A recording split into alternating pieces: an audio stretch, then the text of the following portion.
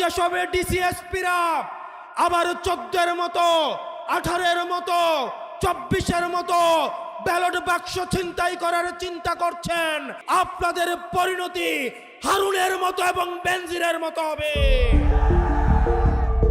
Vote কেন্দ্রের 400 গজের ভেতর মোবাইল ফোন নিষিদ্ধ করা কি ভোট চুরির নতুন কোনো ছক? নির্বাচন কমিশনের সাম্প্রতিক সিদ্ধান্তে এভাবেই ক্ষোভ উগরে দিলেন 11 দলীয় জোটের কুমিল্লা 4 আসনের প্রার্থী হাসনাত আব্দুল্লাহ। নির্বাচন কমিশনের সিদ্ধান্ত অনুযায়ী ভোট কেন্দ্রের 400 গজের মধ্যে ভোটার বা সাধারণ মানুষ মোবাইল রাখতে পারবেন না। এই সিদ্ধান্তকে হঠকারী ও জালিয়াতির সুযোগ হিসেবে দেখছেন হাসনাত।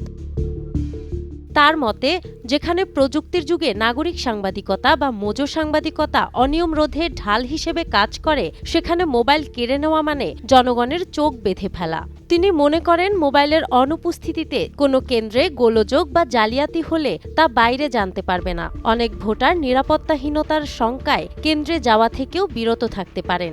অবিলম্বে এই অযৌক্তিক সিদ্ধান্ত প্রত্যাহারের দাবি জানিয়েছেন তিনি।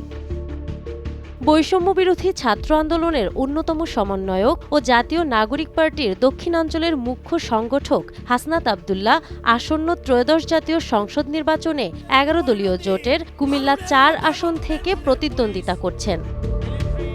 এই আসন থেকে জামায়াতে ইসলামীর মনোনীত প্রার্থী প্রার্থিতা প্রত্যাহার করে হাসনাত আব্দুল্লাহকে সমর্থন জানিয়েছেন। আওয়ামী লীগ আপনাদেরকে গোলাম বানাইতে চাইছে। নাহার বৃষ্টি, টাইমস টুডে।